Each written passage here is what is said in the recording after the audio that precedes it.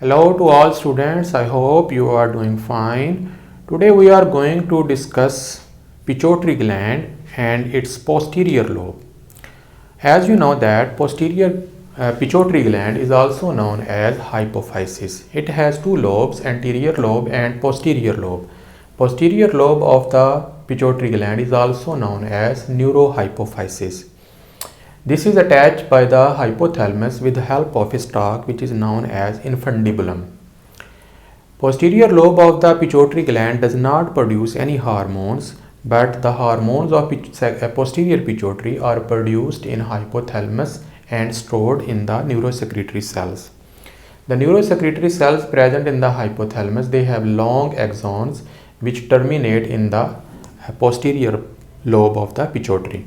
They produce two hormones, ADH and oxytocin. First of all, we are going to discuss antidiuretic hormone, which is also known as ADH. It is also known as vasopressin. This is a very important hormone which regulates the osmotic balance in our body. There are two conditions. One condition is known as diuretic.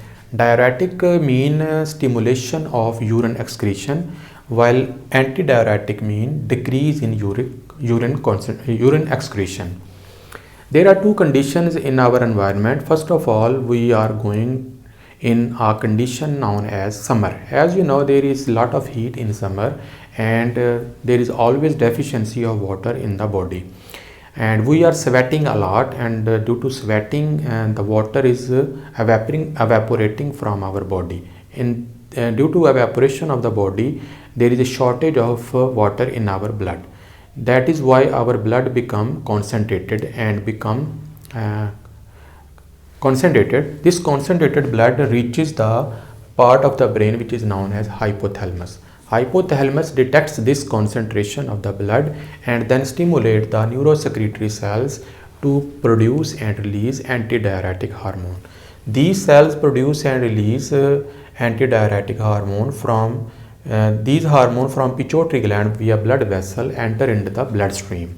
When this blood reaches the kidney and at nephron level where collecting tubules and loop of Henle is present, the reabsorption of water start taking. This is antidiuretic because this decrease in urine excretion. All the water which is going to excrete from the body is reabsorbed from the parts of the distal parts of the nephrons and brought back into the bloodstream so that no water can leave the body. In this way, the concentration of the water in the blood is maintained.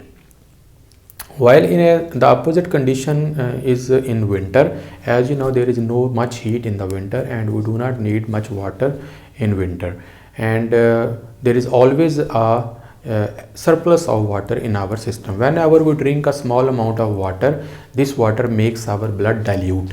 When this dilute blood reaches the hypothalamus, hypothalamus stimulate neurosecretory cells to stop the or inhibit the secretion of antidiuretic hormone.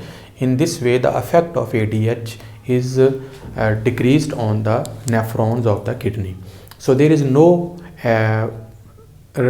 decrease in the urine excretion, but there is a condition which is diuretic. Diuretic means the excretion of the urine has been increased, stimulated.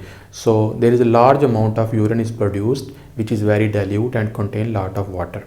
So in this way, this hormone vasopressin or ADH regulates water in our body, because excess of water can cause edema and shortage of water in the blood will cause dehydration. So it is very important hormone for osmotic balance of water in our body. The second hormone which is produced by posterior pituitary is oxytocin. The first action of the oxytocin is on the walls of the uterus during parturition or a childbirth. During parturition or childbirth, the walls of the uterus contract under the stimulus of oxytocin, which is produced and released from hypothalamus via neurosecretory cells. These cells stimulate uterus wall and contract the walls of the uterus to push the baby out of the mother's body. The second effect of oxytocin is on breast or mammary glands for milk ejection for the nourishment of newborn baby. There is another lobe of the pituitary gland which is known as median lobe, which produce a hormone known as melanophore stimulating hormone.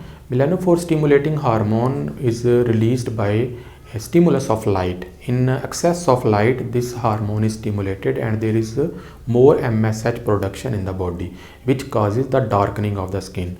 Under low concentration of the light, MSH is reduced and there is and not too much darkening of the light, but our skin become very light in color. That's it.